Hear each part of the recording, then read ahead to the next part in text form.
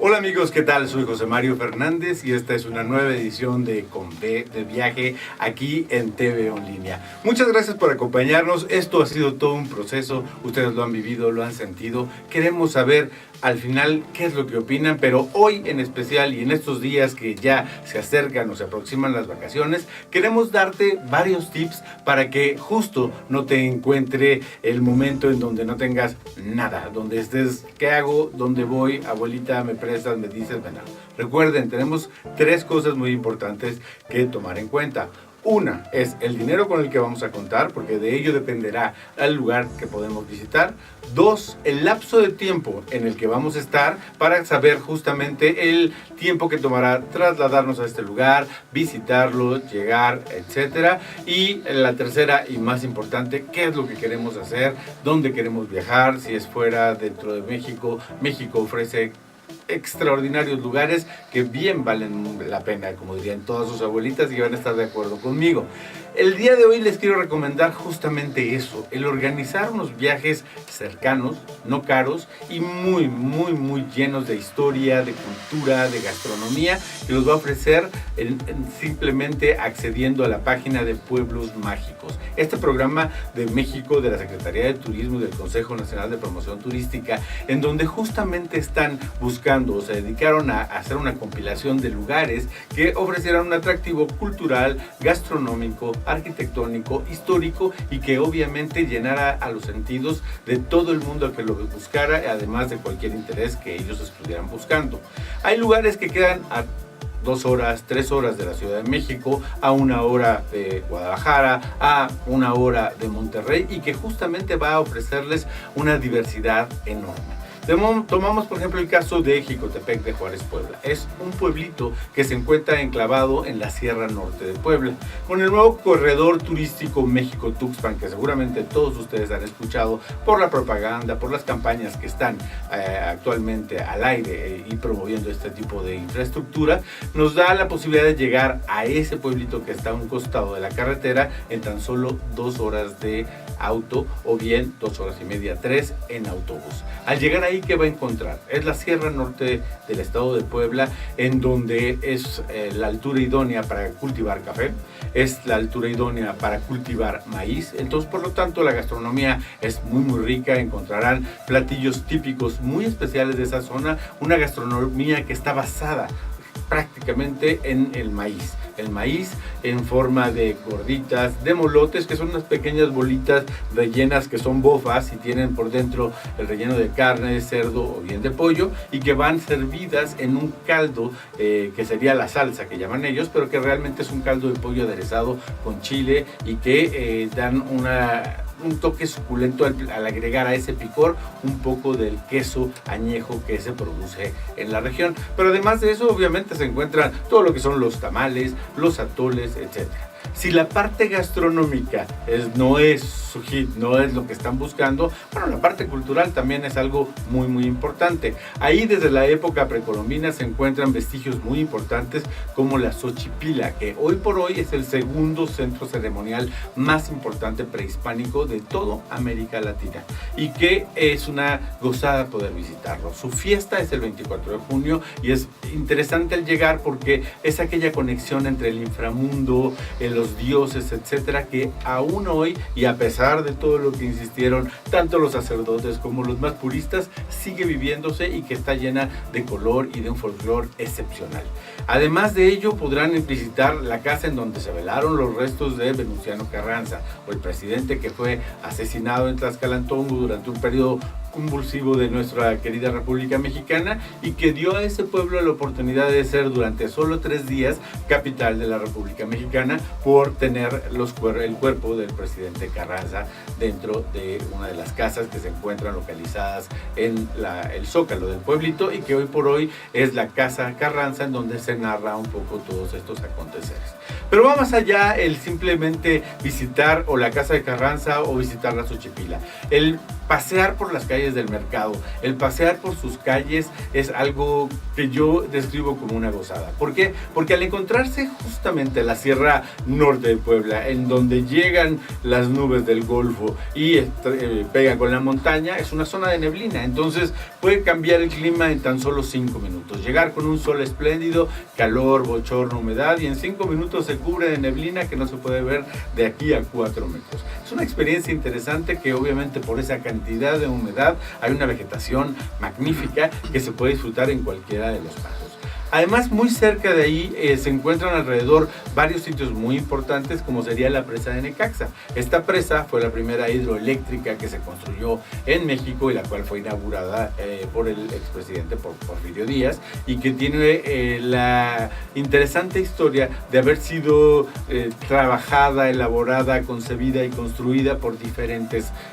países. ¿Por qué? Porque en aquel entonces, cuando fue la intervención francesa, que los franceses se retiraban del país, en una de las batallas que perdieron, uno de los soldados visualizó la posibilidad que tenía una caída de agua hacia una fosa que se llama Tlaxcala-Tongo, que era muy importante, y regresó a Europa a vender esa idea, de decir, construyamos algo por el estilo. Vinieron los franceses, estuvieron sondeando, iniciaron el proyecto, lo vieron un poco difícil, y después de algunos años de trabajo vendieron ese proyecto a los ingleses. Los ingleses continuaron con el proceso de construcción de lo que era la cortina, etcétera, para finalmente decidir, por último, venderla a una compañía norteamericana que fue la que concluyó con esta importante hidroeléctrica. Esos vestigios se pueden ver hoy, y es muy agradable el encontrar lo que era la colonia donde vivían los ingenieros, que hoy por hoy se llama La Mesa, con construcciones típicamente inglesas, con sótanos, con casas de piedra, de doble agua, con teja, con una clubhouse,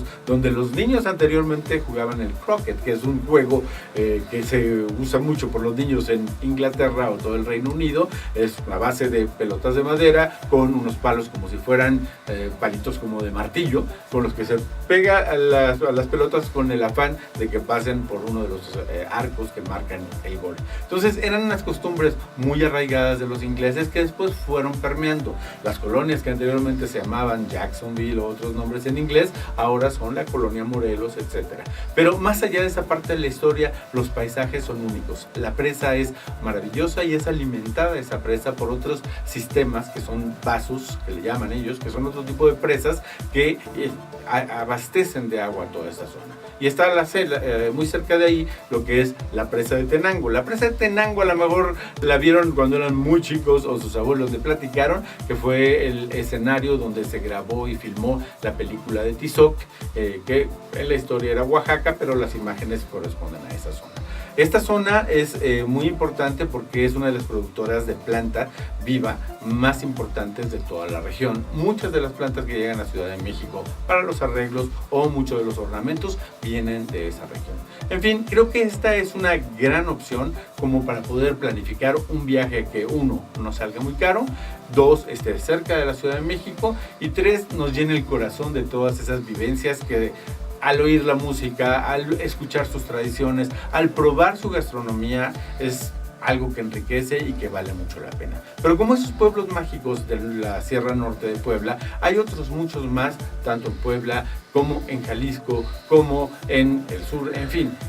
Vale la pena visitar la página de la Secretaría de Turismo, del Consejo de Promoción Turística, e investigar un poco en dónde están estructurados y cómo están presentados estos pueblos mágicos. Además de ello, existe un programa de asistencia para que justamente ustedes tengan la posibilidad de armar el viaje dependiendo de la región a la que vayan a viajar. Ojo, muy importante, tomen en cuenta el clima. Es época en donde efectivamente en algunas zonas lloverá, en algunas otras zonas hará muchísimo calor, y para ello, como en los programas anteriores, siempre les recuerdo que lleven dentro de su equipaje la protección solar, los sombreros, lentes oscuros, abrigo,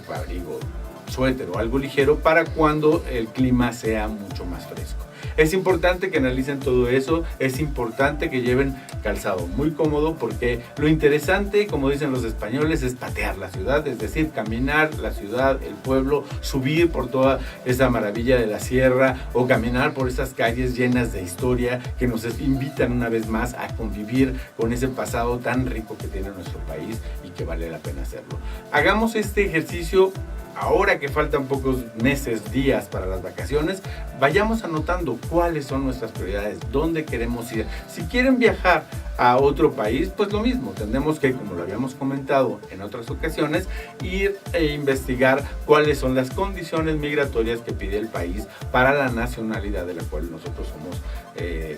personas. Si soy mexicano, si soy un francés residente en México, si soy un norteamericano, para que tengamos todos los papeles en orden y el objetivo final será que nuestro viaje sea agradable, que no tengamos contratiempos y que lo disfrutemos al máximo. Un gran consejo también, al igual que como les sugerí, visiten la página de Secretaría de de Turismo, puede ser encontrar la página de todos los países o del país o de la ciudad a la que se va a visitar para poder estructurar perfectamente lo que va a ser el viaje. Muchas veces me he encontrado amigos que me dicen, es que de repente llegué a la ciudad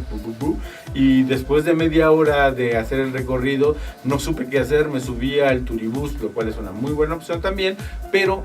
es mejor llegar a un sitio diciendo, además de que voy a subir quizás al turibús, voy a recorrer esto, voy a comer esto, creo que esto es más importante que lo otro, quiero, si me gusta la historia, ver tal museo, tal otro, si me gusta la gastronomía, estructurar unos viajes que vayan dirigidos a cada uno de los restaurantes que ofrece especialidades locales, si me gusta la moda, si me gusta la música, ver en dónde va a haber concierto, quién se va a presentar, cómo puedo comprar los boletos con anterioridad, cuál es la mejor opción para llegar a ese lugar. Recuerden que muchas de las grandes festividades musicales en Europa o en otros países no se desarrollan dentro de la ciudad misma, sino en pequeños poblados que quedan a 1 o 2 horas y que por lo mismos, al ser tan pequeños, no encuentran o no obtienen la infraestructura necesaria para albergar a toda esa gente que llega. Habrá que pensar entonces en si se lleva backpack, en si se lleva el sleeping bag o si se lleva una casa de campaña o si se buscan hostales, o muchas veces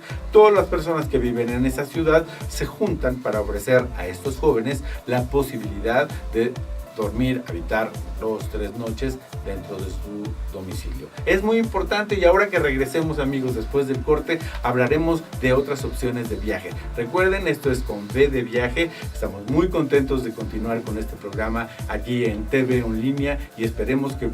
podamos continuar con más proyectos, pero nos gustaría escuchar lo que piensas de nosotros y para ello, por favor, refiérete a estas que son nuestras redes sociales y que con mucho gusto contestaremos a las preguntas que puedas tener sobre viajes, sobre dónde ir, sobre qué comer, sobre cómo traducir incluso palabras o cómo llegar a solicitar determinada cosa en un país que no sea el nuestro, que sea un país extraño o mismo dentro de nuestra gran República Mexicana, que se encuentran cosas tan diversas que pueden ser no comprensibles de un lado a otro. Ahora nos vemos.